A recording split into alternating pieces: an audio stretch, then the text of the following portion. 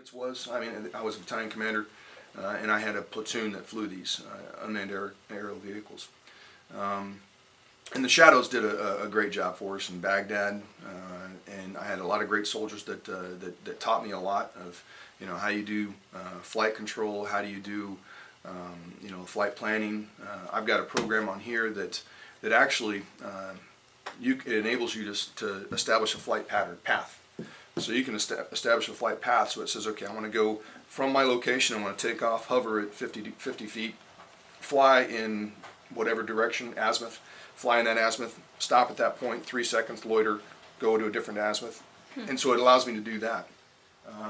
A campus, per se, does not have the ability to get up and take a picture of their campus. Well, it's kind of neat right now. What I'm doing is I'm taking every one of our campuses, I'm taking an image of the frontage of the campus and providing that to the school, and they can use it however they want to. So it's a means for them to be able to use it for bulletins or whatever they may use, or their website. This is a DJI Phantom Vision 2. Okay. And that's there's a newer generation out that just came out, and it's a Vision 2 Plus. So it's just and the difference is the camera system and the gimbal on it. It allows you to take a 90-degree picture. This only goes down to 60 degrees. So I have to have a standoff. I'm going to do something that's going to, the lowest I can depress is 60 degrees, and I can fly it straight. And that also, when you depress it, what it does, it also makes sure it curves because it's a wide-angle lens. Okay.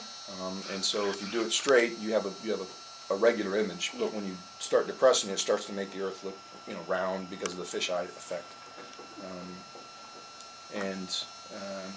It's got a 22-minute flight time. It's GPS enabled. It has a balance capability to remain flight in case of emergencies. In the event one of these go out, the other three will compensate for a landing. This also has a return to home feature that's part of the firmware that I talked about from one of the safety things, is that there is a battery indicator on this. This right here in the back is a battery indicator, which is where the lights are at. And so you got the lights back here in the back that basically provide the opportunity for, as it's on the ground, you see it's a fully charged system. Well, on my phone or on the iPad, you can also see the same thing, and it's got a bar at the top. And the bar tells you how much flight time you have remaining. And at a certain point, you go down to 30%, an alarm goes off. The alarm tells you have 30% of battery remaining. At 15%, it begins to recover itself. It begins to land. If you don't take positive control and keep the throttle up, so that way you maintain flight to where you want to be.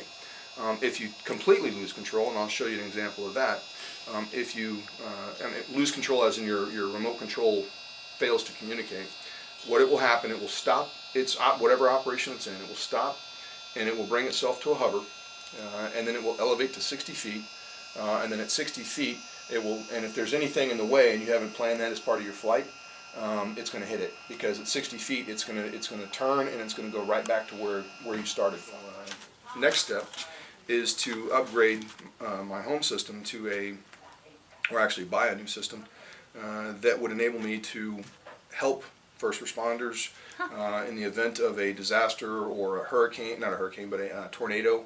Getting a helicopter out there is risky, and helicopters are going to be all over the place.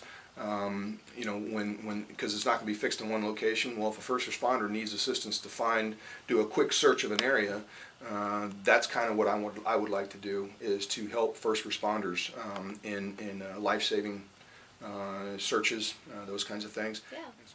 Hurricane, for example. I responded to Hurricane Katrina and down in New Orleans, and there are places we just couldn't go physically because we didn't have the boats, we didn't have the ability to navigate the streets because they were flooded. Well, if you had a system like this, post-hurricane, you could go out and fly down an entire street by standing in one spot, and you could search homes, you could look for people, you could look for bodies.